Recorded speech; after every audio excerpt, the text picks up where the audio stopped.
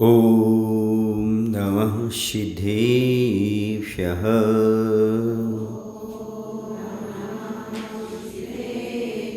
ॐ नमः सिद्धेभ्यः।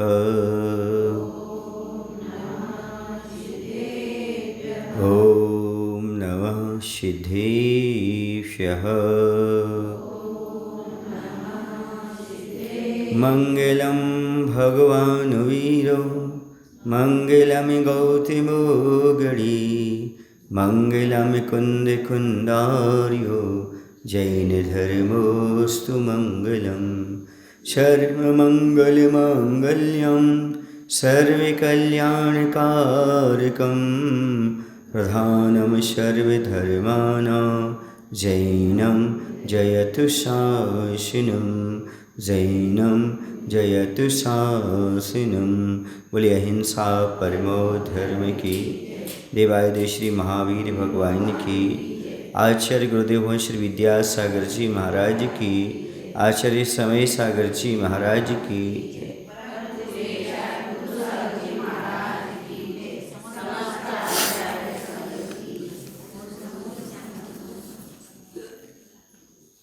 कल चर्चा चल रही थी कि सदाचार ही जीवन में सुख देने वाला है।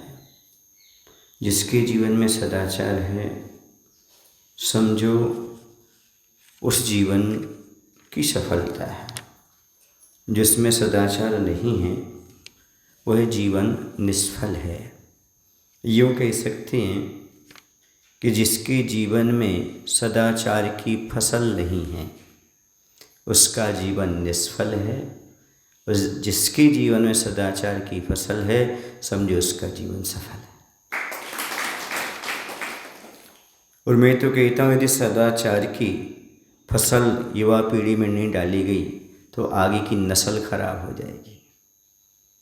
कहते अच्छा पानी नहीं डाला जाए तो फसल नष्ट हो जाती है। समय समय पर खाद पानी नहीं डाला जाए तो फसल नष्ट हो जाती है।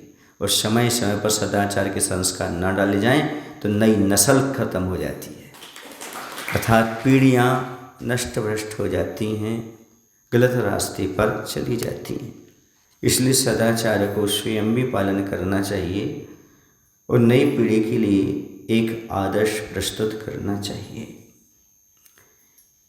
बहुत पुरानी एक बात आपने सुनी होगी, यदि धन नष्ट हुआ तो कुछ नहीं हुआ, यदि स्वास्थ्य नष्ट हुआ तो कुछ नष्ट हुआ, और यदि चारित्र नष्ट हुआ तो समझो सब कुछ नष्ट हो गया। धन गया कुछ नहीं गया, स्वास्थ्य गया कुछ जाता है, और सदाचार के चले जाने पर सब कुछ ही लुट जाता है। यानी धन नष्ट हो जाए, समझो कुछ नहीं गया, ये तो हाथ का मैल फिर आ जाएगा। स्वास्थ्य नष्ट हुआ, समझो थोड़ा कुछ बिगाड़ हुआ है, क्योंकि स्वास्थ्य के माध्यम से जीवन है। स्वास्थ्य है तो साधना है, स्वास्थ्य है तो अन्य कार्य है, तो कुछ गया।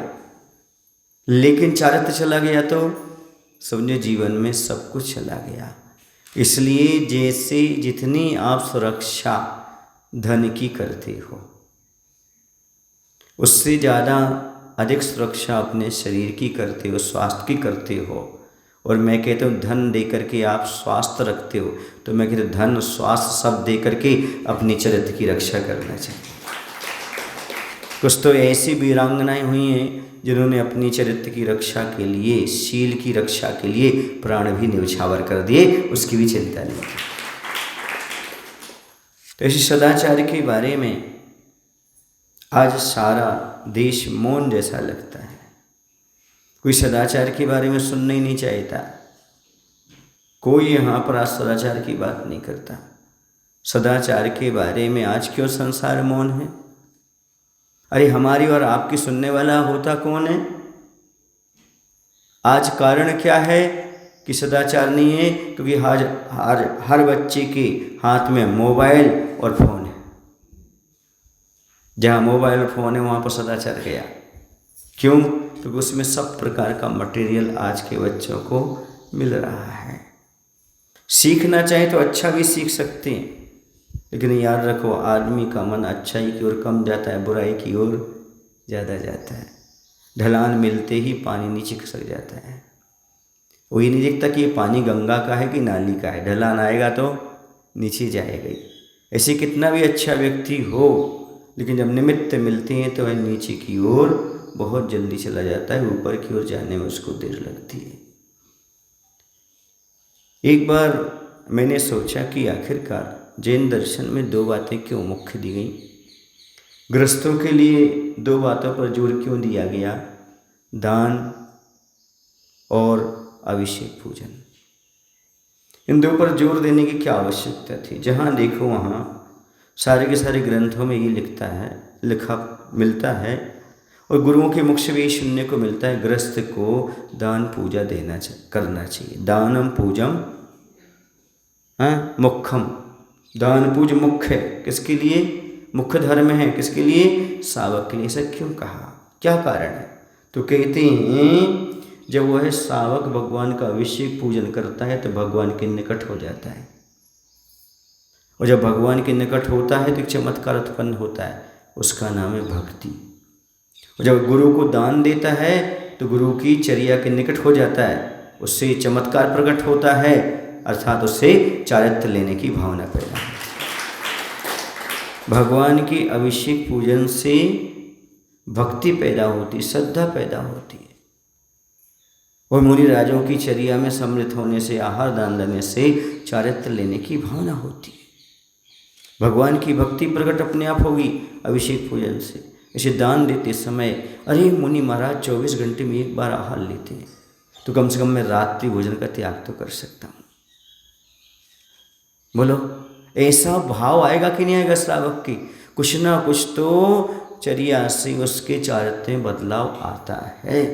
इसलिए गृहस्थ को प्रतिदिन अभिषेक पूजन और मुनि को दान देना चाहिए, ताकि श्रद्धा भक्ति और उसका सदाचार निर्मल बना रहे।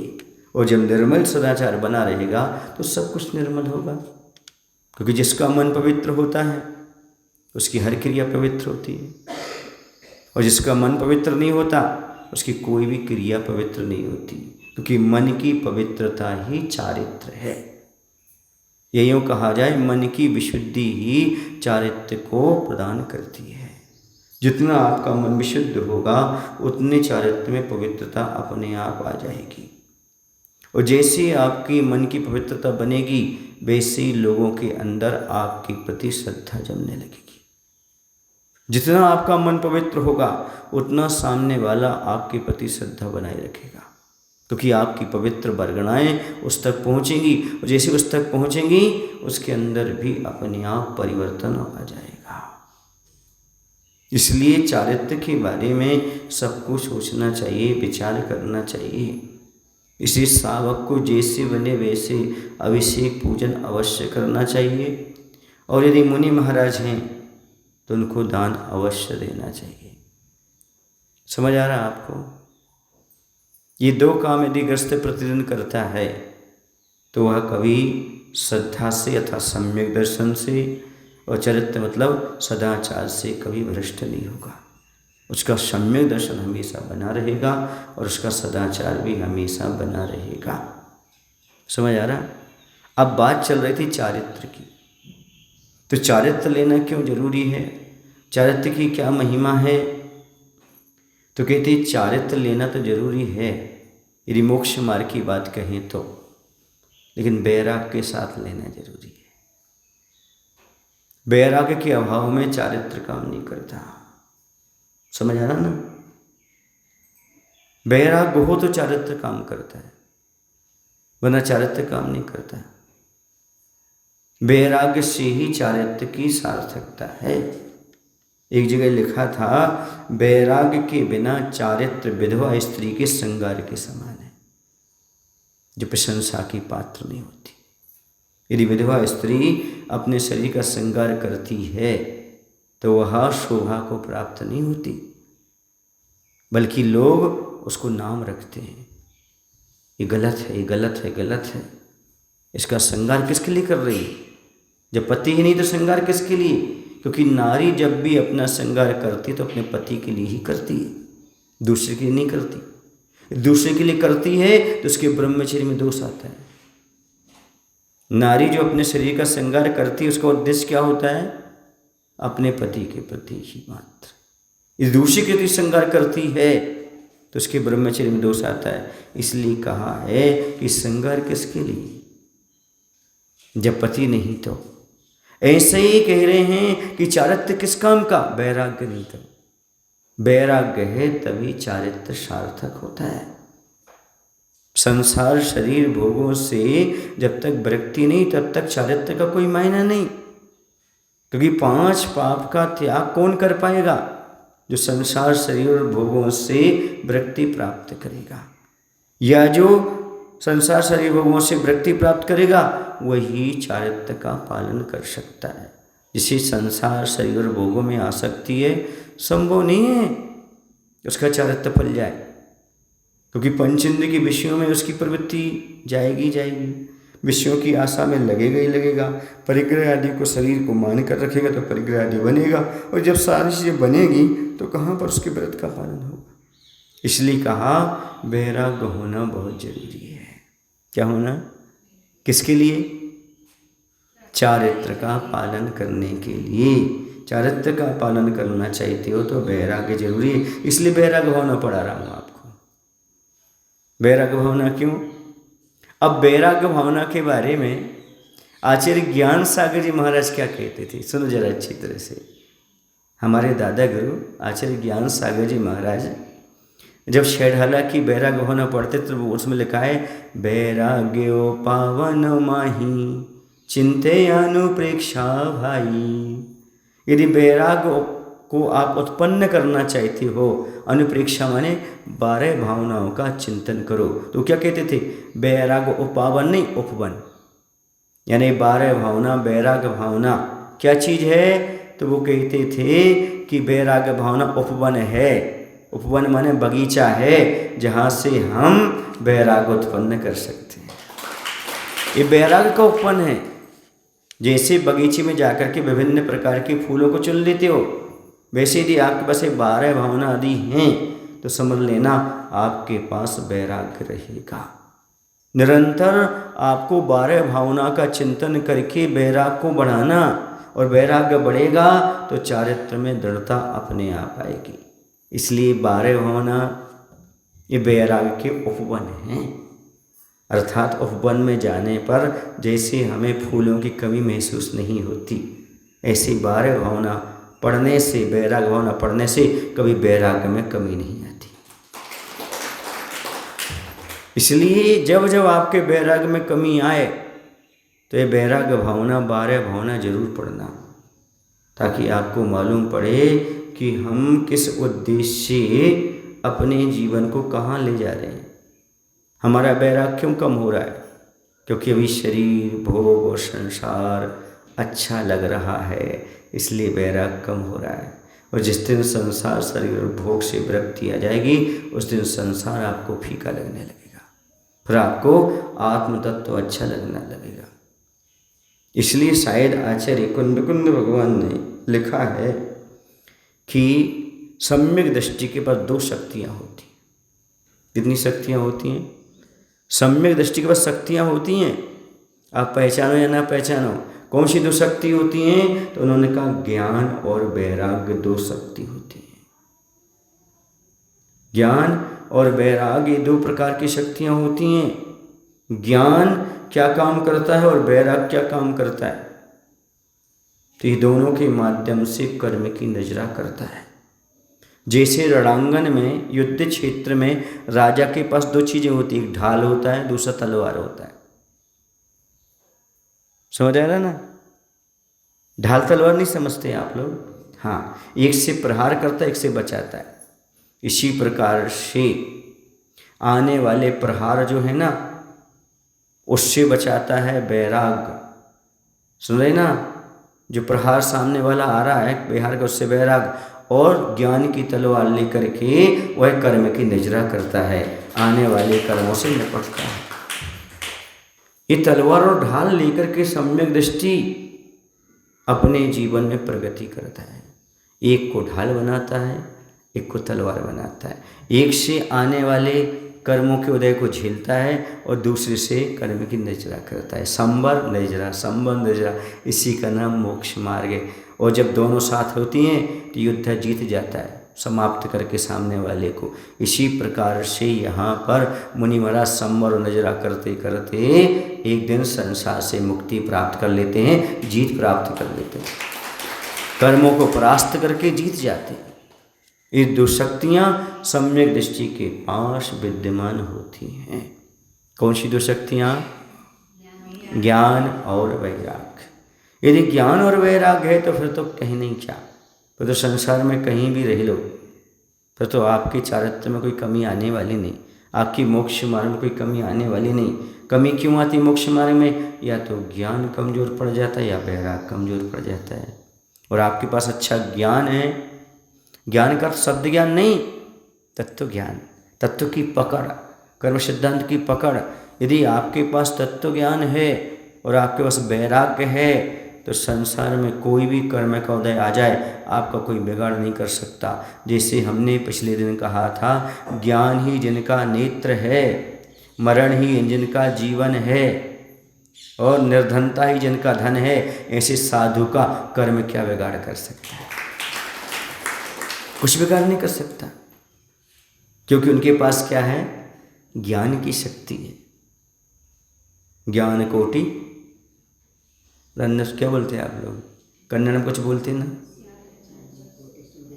हाँ, सूर्य रन्नवीर दे, ऐसा कुछ बोलते हैं ना। तो वही है, ज्ञान का सूर्य है। तो देखो, आप कहते हैं ज्ञानी के छिन माही कर्म टलेते। ज्ञान की शक्ति से जीव के कितने कर्म नष्ट होते हैं। और कौन सा ज्ञानी? जिसकी त्रिगुप्ति हो, मन वचन काय जिसके बस में हो। ऐसे मुनिराज के चारित्र के साथ कितनी कर्म की नजरा होती है। इसलिए चारित्रवान के पास दो शक्तियां हैं, ज्ञान और वैराग्य। वही सम्यक दृष्टि अपने जीवन में कुछ कर सकता है, करता है, और कल्याण के मार्ग को प्रशस्त करता है।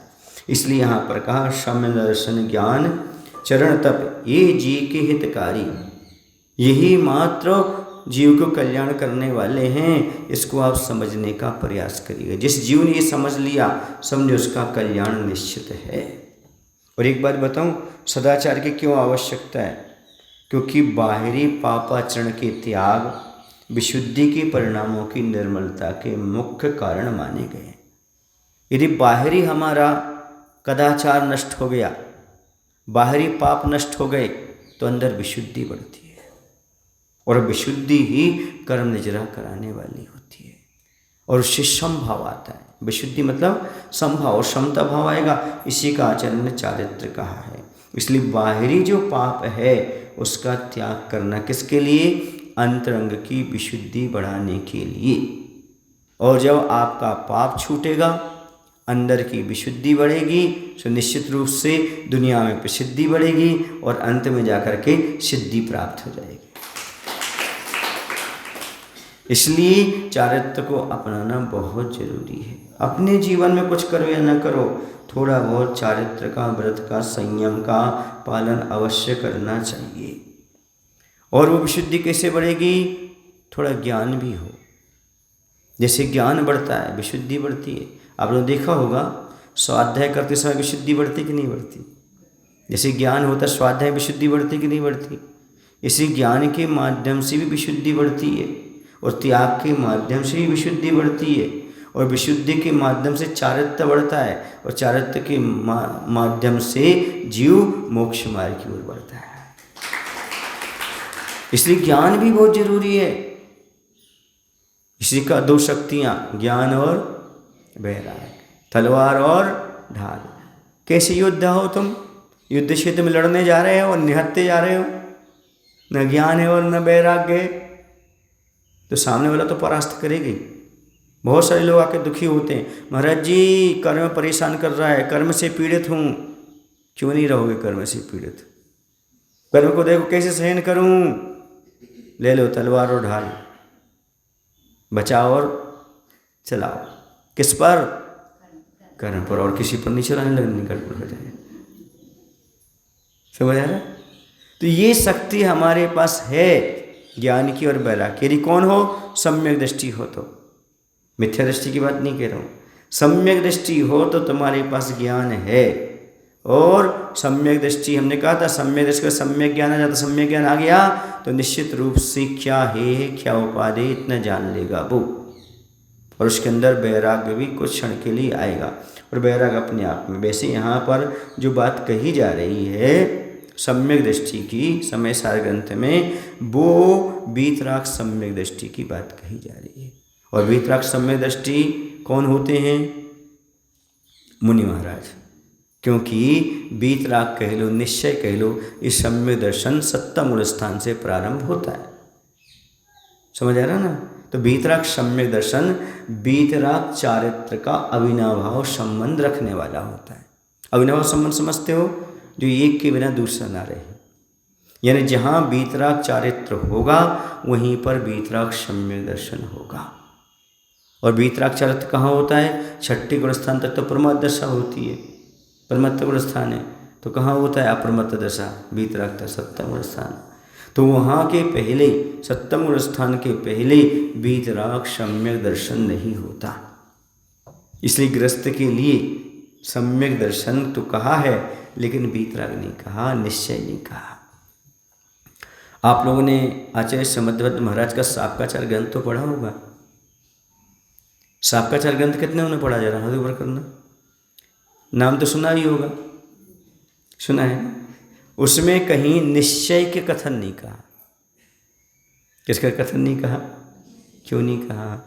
क्योंकि गृहस्थ व्यवहार सम्यक दर्शन का ही अधिकारी होता है। निश्चय सम्यक दर्शन तो मुनि महाराज के पास होता है, इसलिए वहाँ निश्चय का व्याख्यान कहीं नहीं किया। इसे तो कहीं थोड़ा स्वाध्याय किया करो ताकि आपको मालूम पड़े कि आखिरकार हम कहाँ हैं। कोई सामने वाला कोई प्रश्न करे तो उसका आप क्या कर सकते हो? समाधान कर सकते हो और कह सकते हो। आज का व्यक्ति सब चीज ग्रहण करना चाहता है, एक व्रत ग्रहण नहीं करना चाहता, एक चरित्र नहीं लेना चाहता। कुछ लोग साधुओं के पास क्यों नहीं आते? महाराज जी कोई व्रत दे देंगे, कोई नियम दे देंगे। समझ आ रहा है? इसलिए आदमी नियम से और व्रत से क्यों नहीं बंधना चाहता? बोलो, मैं बताऊं? नियम से जो बंधना नहीं चाहते हैं, नियम से वो नरक से बन चुके हैं। जैसे कि राजा सैनिक, जो नरक से बंध गया वो नियम ने बंधना ही नहीं चाहेगा। भले समोषण होकर के आ जाएगा, 4 बार दिव्य ध्वनि का पान करेगा, लेकिन वह व्रत नियम से नहीं बंधेगा, क्योंकि उसने नरकायु बांध ली है, वो नरक से बंध चुका है। इसलिए उसे व्रत लेने के भाव नहीं हो रहे। यदि आपके जीवन में कभी व्रत लेने के भाव ना हो तो समझ लेना आप नरक से बन चुके हो। और यदि व्रत लेने के भाव हों, 2 प्रतिमा धारण करने के भाव हों, तो समझ लेना तुम्हें अभी नरकायु का आश्रय नहीं हुआ। या तो देवायु का आश्रय हुआ है या कोई आयु का आश्रय नहीं हुआ। समझ आ रहा है? नरक से बंधे हुए जीव को नियम से ऐसे डर लगता है जैसे सम्यक दृष्टि को नरक से डर लगता है। फिर से बोलूं कि समझ में आ गया क्या कह रहा हूं? क्या कह रहा हूं? नरक से बंधे जीव को, यानी जिसने नरकायु बांधी उसे जीव को व्रत नियम से ऐसा डर लगता है जैसे सम्यक दृष्टि को नरक से डर लगता है। जैसे सम्यक दृष्टि नरक नहीं जाना चाहता, वैसे ही नरक से बंधा हुआ जीव व्रत नहीं लेना चाहता। अब आप सोचो कौन हो? व्रत से डर लग रहा है, व्रत कैसे पालूंगा, कैसे लूँगा, क्या करूँगा? तो कहाँ से बंधे हो भाई तुम? ये तो बताओ। राजा सड़क यही तो प्रश्न करता है भगवान के समुषण में जाकर के, ही भगवान मैं इतने सारे प्रश्न करता हूँ, इतना तत्व ज्ञान की बात सुनता हूँ, मैं छायक सम्यक दृष्टि हूँ, पूरा दर्शन मोहिनी का क्षय हो चुका है, सब कुछ है, लेकिन मुझे व्रत लेने के भाव क्यों नहीं हो रहे? तो भगवान की दिव्य ध्वनि में खिरता है, राजा सैनिक बात बिल्कुल सत्य है, क्योंकि तुमने नरकायु का आश्रय कर लिया है। और जो जीव नरकायु का आश्रय कर ले, उस जीव के व्रत लेने के भाव नहीं होते, अणुव्रत भी ग्रहण नहीं कर पाता, क्योंकि उसने कौन सी आयु बांध ली है? नरकायु बांध ली है। अभी देखा जाए तो आपने नरकायु बांध ली हो, मनुष्य आयु बांध ली हो, त्रेंचायु बांध ली हो, तो भी आपको संयम के भाव नहीं होंगे। सुने आप लोग कि नहीं? मात्र आपने देवायु बांधी हो या अभी कोई भी आयु नहीं बांधी, तो ही संयम लेने के भाव होंगे। समझ आ रहा? या तो आपने देवायु बांधी है या फिर अभी कोई भी आयु नहीं बांधी, इसलिए आपको संयम के भाव हो रहे हैं। समझ आ रहा? वरना संयम के भाव जीव को नहीं होते। खूब सुनेगा, खूब पढ़ेगा, सब कुछ करेगा, लेकिन भैया मैं नियम से डरता हूँ, मैं व्रत से तो डरता हूँ, हाँ मैं रात में नहीं खाता पर नियम नहीं लेता, क्या बोलेगा? ऐसे आपको बहुत सारे मिल जाएंगे। महाराज जी मैं रात में नहीं खाता पर नियम नहीं लूँगा, मैं महाराज जी मैं मंदिर आऊँगा पर नियम नहीं लूँगा, मैं अभिषेक करूँगा 1 हफ्ता पर नियम नहीं लूँगा, मैं तम्बाकू नहीं खाऊंगा पर नियम नहीं लूँगा, तो समझ लेना कहीं ना कहीं गड़बड़ है, क्योंकि इसको नियम लेने के भाव ही नहीं हो रहे। वो बंधना नहीं चाहता, लेने नहीं चाहता, भागेगा वो। समझ गए? मुनि देखे तो मुख मोड़ लेगा, तो इनके पास जाएंगे तो नियम पालना पड़ेगा। इसलिए बहुत सारे लोगों ने कह दिया भैया मैं मुनि को नहीं मानता। क्यों? उनके पास जाएंगे, व्रत नियम देंगे, इसे घर बैठो अच्छे शांति से, तत्व की बात करो, कहने को हम सम्यक दृष्टि हैं और व्रत लेने की बात हो ही ना। ये संसार की दशा है। लेकिन कहते एक बार विचार तो करो, ये व्रत आपके लिए हितकारी है क्या हितकारी? ये तो हम भी जानते हैं। आप विचार करो, यदि हितकारी है तो इतनी देरी क्यों? मैंने पूछा आपसे, व्रत नियम हमारी हितकारी है क्या हितकारी हैं? आपके हितकारी हैं, उनको ग्रहण करने में इतनी देरी क्यों? क्योंकि ये मात्र सुनी सुनाई बात है, श्रद्धा में नहीं है। श्रद्धा में होता इतनी देर लगाते नहीं आप। क्यों? क्योंकि जो हितकारी है उसे कौन नहीं अपनाना चाहेगा, जो सुखकारी है उसे कौन नहीं अपनाना चाहेगा, जिससे कल्याण होना उसे कौन नहीं अपनाना चाह रहा है। अर्थात जैसी श्रद्धा हो जाए, व्रत नियम आदि हमारे आत्मा के कल्याण करने वाले, वैसी 5 पाप के त्याग अपने आप हो जाएंगे और वृत्ति बनने के भाव पैदा हो जाएंगे। सीधी सी बात है। ये अंदर से हो, बाहर से नहीं कि महाराज के प्रवचन में सुना तो हमने मान लिया, स्वाध्याय में देखा तो मान लिया, नहीं, अंदर से भाव होना चाहिए कि व्रत नियम आदि से हमारा कल्याण होगा। एक सज्जन थे, स्वाध्यायशील थे, उन्होंने हमसे कहा महाराज जी व्रत नियम आदि तो स्वर्ग के कारण हैं, वैसे तो अव्रती भी स्वर्ग चला जाता है, व्रत आदि से लेने से क्या फायदा है? हमने कहा ऐसा कहाँ लिखा कि व्रत नियम आदि स्वर्ग के कारण है? सो उपयोग है महाराज जी। हमने कहा अच्छी बता, मुक्ति किसको होती है? अव्रती को? नहीं, वो तो महाव्रती को हुई। वही तो मैं कह रहा हूँ कि महाव्रत मुक्ति के कारण है, बंध के कारण नहीं है। नहीं, फिर कहते देवायु का आश्रय होता है। हाँ, यदि उसने मुक्ति का लाभ नहीं लिया तो देवायु मिलेगी। फिर किससे मुक्ति मिल गई? उसे नरक से मुक्ति मिल गई, दुर्गति से मुक्ति मिल गई। एक ही गति मिलेगी उसे, कौन सी? देवगति, जहाँ समुद्र में जाकर के प्रश्न पूछेगा, नीचे आएगा और अपना फिर मुनि बन ग्रस्त बनेगा, मुनि बन कर फिर कल्याण कर जाएगा। हमने उससे पूछा भाई ये बताओ अव्रत से क्या मिलेगा? चलो व्रत से संसार मिलता है, स्वर्ग मिलता है, अव्रत से क्या मिलता है? व्रत निश्शील व्रतत्वम च सर्वेषाम, व्रत और शील से रहित कहाँ जाएगा? सभी जगह जाएगा, तो नरक भी जाएगा। सभी जगह जाएगा मतलब नरक भी जाएगा। तो ये बताओ व्रत रहित होकर के नरक जाना अच्छा है कि व्रत लेके स्वर्ग जाना अच्छा है? भले संसार है, ये संसार में बहुत अंतर है। अंतर है कि नहीं? नरक में और स्वर्ग में अंतर है कि नहीं है? बोलो, नरकों में क्या समुद्र में जा पाएगा? नरकों में क्या धर्म ध्यान कर पाएगा? वो स्वर्गों में तो कर लेगा, और स्वर्ग से नीचे आएगा, मनुष्य बनेगा और कल्याण कर लेगा। तो व्रत लेना अच्छी चीज़ है कि नहीं है? बोलो, चीज़ है। अब कुछ लोग कहते पहले सम्यक दर्शन हो तब तो हम व्रत लें। क्या हो? पहले सम्यक दर्शन होना चाहिए तभी व्रती बनना चाहिए, है ना।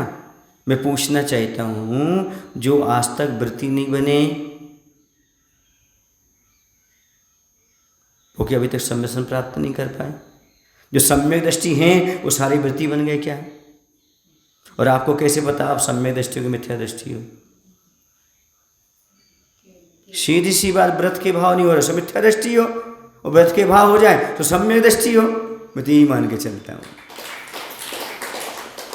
हाँ, जब श्रद्धा ने कि व्रत नियम आदि सब कल्याणकारी, जब श्रद्धा ने देवशास्त्र गुरु की वाणी पर, तो यही तो कहा है 5 पापों का त्याग करो। सम्यक दर्शन इसी का नाम तो है। क्या? कि हमें चारित्र लेने के भाव पैदा हो जाए। सम्यक ज्ञानी होय बहुरी दृढ़ चारित्र लीजिए। जैसे सम्यक ज्ञानी हो गए वैसे दृढ़ चारित्र को स्वीकार करो। यही सबसे परम आवश्यक कर्तव्य है। सबसे पहले यही कर्तव्य है जीव का। क्या करे वो? सम्यक चारित्र को ग्रहण करे। अब सम्यक दर्शन होने के बाद, ज्ञान होने के बाद अब बचा क्या? मात्र चारित्र। और वो हो गया तो कल्याण हो गया। इसलिए चारित्र के लिए, व्रत नियम आदि के लिए प्रत्येक व्यक्ति के लिए हितकारी मान करके चलना चाहिए, कल्याणकारी मान करके चलना चाहिए। जैसे पर्युषण व्रत आ जाते ना, 10 लक्षण व्रत, कुछ लोगों को अच्छे लगते, कुछ लोगों को बुरे लगते। अब तो मम्मी पापा कहेंगे एक आसन करो, अब तो एक आसन करना पड़ेगा, पूजन भी करना पड़ेगी, समझो भी सम्यक दर्शन नहीं है। और जो इंतजार करे कब व्रत आए, हम 10 उपवास करें, 5 उपवास करें, 2 उपवास करें, और मंदिर में जाकर के गुरु के चरण में बैठ जाएं, अभिषेक पूजन आदि करें, तो समझो सम्यक दृष्टि। आप लोग लोपी बोलते, लोपी 16 दिन की, 16 कारण। उसमें लोगों को लगे अरे भैया 16 दिन तो फंस गए, कष्ट लगने लगे, तो समझ लेना कि अभी सम्यक तो नहीं हुआ। जहाँ लगे कि नहीं यही हमारे हितकारी है, तो समझो सम्यक दर्शन है। अष्टमी, अरे भैया अष्टमी आ गई, आज तो एक आसन करना पड़ेगा। अष्टमी माने कष्टमी। जैसे अष्टमी और चतुर्दशी एक आसन करना पड़ेगा, इसलिए कष्टमी लगे, तो समझो भी सम्यक दर्शन नहीं है। और जहाँ पर अष्टमी और चतुर्दशी आपके लिए इंतजार हो कब आए और कब मैं एक आसन करूं, समझो आपका सम्यक दर्शन है। आज चलो भैया ये मिल रहा हमारे लिए शाश्वत पर्व है, इसमें हम एक आसन कर लें, कुछ चीज़ का त्याग कर लें, उपवास कर लें, ऐसी भावना पैदा हो जाए तो समझो कुछ ना कुछ तो श्रद्धा है। तब तो इस प्रकार के काम कर रहा है, उत्साह के साथ कर रहा है, उत्साह को कम नहीं होने दे रहा। जैसा पहले उत्साह था वैसा आज भी उत्साह को बना करके रखे हुए है। ये चारित्र के प्रति, व्रत के प्रति, नियम के प्रति जिसकी दृढ़ता रहती है वही जीव अपना कल्याण कर पाता है। इसलिए यहाँ पर कहा गया है कि वह संयम आदि को अपने जीवन में पालन करे। अब एक बहुत अच्छी बात आपको बताना चाहता हूँ कि आखिरकार आप लोग पढ़ करके आए हो क्या? संयम। संयम कहते क्या है? सम यम, संयम। सम और यम 2 शब्द जुड़े हुए हैं, दोनों को जोड़ दो, आधा माँ कर दो, सम यम, क्या हो जाएगा? संयम। सम माने क्या होता है? सम माने क्या होता है? सम्यक दर्शन। सम माने सम्यक दर्शन, और यम माने 5 पापों का त्याग, या 5 महाव्रत को भी यम कहते हैं, जीवन पर्यंत जो लिए जाते हैं। तो क्या हुआ? सम माने सम्यक दर्शन और यम माने 5 महाव्रत, अर्थात सम्यक दर्शन के साथ 5 महाव्रत धारण करने का नाम ही संयम है। सम माने सम्यक दर्शन और यम माने 5 महाव्रत। जहाँ पर सम्यक दर्शन के साथ 5 महाव्रत ग्रहण किए जाते हैं उसका नाम संयम हुआ करता है। आप भी संयमी बनिएगा, सम्यक दर्शन के साथ 5 महाव्रत को धारण करो, 5 पापों का त्याग करो। ये संयम ही आपके लिए क्या बनेगा? मृत्यु के लिए यम बनेगा। संयम यानी यमराज को जो डरा दे उसका नाम है संयम। जिससे कौन डर जाए? यम। इसी तो कहते मृत्यु महोत्सव। मृत्युंजयी, जिसने मृत्यु को यमराज को जीत लिया वह संयमी होता है। संलिग्न धर्म जीत लिया उसने। यमराज भी थर थर कांपता है, मृत्यु भी डरती है। अरे ये तो साक्षात मृत्यु का क्या कर रहा है? आंखों से देख रहा है, ये तो साक्षात्कार कर रहा है। समाधि के समय क्या होता है? ये तो होता है आंखों से मृत्यु को आती हुई दिखता है। ये डर ही नहीं रहा। हाँ, इसको डर नहीं, इसने स्वेच्छापूर्वक समाधि मरण लिया है, यानी मृत्यु से उसको डर नहीं है, इसलिए उसको मृत्युंजयी कहा जाता है। इसलिए जो महाव्रत को धारण करने वाले होते हैं वह सम्यक दर्शन के साथ 5 पापों का पूर्ण त्याग करते हुए मोक्ष मार्ग को अच्छी तरह से बना करके चलते हैं। समझ गए ना? ज्ञान के साथ श्रद्धान होता है और आचरण के साथ विवेक होता है। फिर से बोलूं, ज्ञान के साथ श्रद्धान होता है और आचरण के साथ विवेक होता है। यदि आपका ज्ञान श्रद्धान के साथ है तो कहीं नहीं भटकाएगा, और आचरण का पालन करते समय विवेक है तो ध्यान रखो आप च्युत नहीं हो सकते, आचरण में दोष नहीं लगा सकते, हमेशा निर्दोष चारित्र्य का पालन हो। इसलिए ज्ञान के साथ श्रद्धान होना चाहिए और आचरण के साथ विवेक होना चाहिए। यदि मोक्ष मार्ग को सही बनाना चाहते हो, अपना कल्याण करना चाहते हो, तो ज्ञान वही सार्थक है जो सम्यक ज्ञान है, और आचरण वही सार्थक है जो विवेक के साथ अपनाया जाता है। उसी में कल्याण है, और आपके इसी श्रद्धा से, इसी विवेक से ही ज्ञान और आचरण में उत्कृष्टता आती है, और यही आपके लिए कल्याणकारी है। और दुनिया में जहाँ जाओगे वो आपके पीछे पड़ेगा, वो कहेगा आपने बहुत अच्छा किया भैया, इससे अच्छी तो कोई चीज़ ही नहीं कि आपने वैराग को धारण किया। बहुत बिरले जीव हैं जो वैराग्य धारण करते हैं, बहुत बिरले जीव हैं जो सदाचार का पालन करते हैं, बहुत बिरले जीव हैं जो सदाचार पर श्रद्धा रख पाते हैं। बहुत कम लोग हैं, वरना जैसे तैसे जीवन को निकाल लो, क्या रखा है? खाओ पियो मौज उड़ाओ, ईट ड्रिंक एंड बी मेरी, खाओ पियो मौज मस्ती करो। यही जिंदगी वाले आपको अधिकांश मिलेंगे, जितने देखो उतने मिलेंगे। और ये भी कहते हुए मिलेंगे, अरे भैया नरक में खाने नहीं मिला, देव पर्याय में कंठ से झर गया, त्रेंच में खाने नहीं मिलता, एक मनुष्य पर्याय मिली खाने में, उसी में साधु बन जाओ। ये कौन सा लॉजिक है? ऐसे कहने वाले बहुत मिलेंगे आपको, पर ऐसे व्यक्तियों को जवाब देने वाले हम जैसे भी मिलेंगे।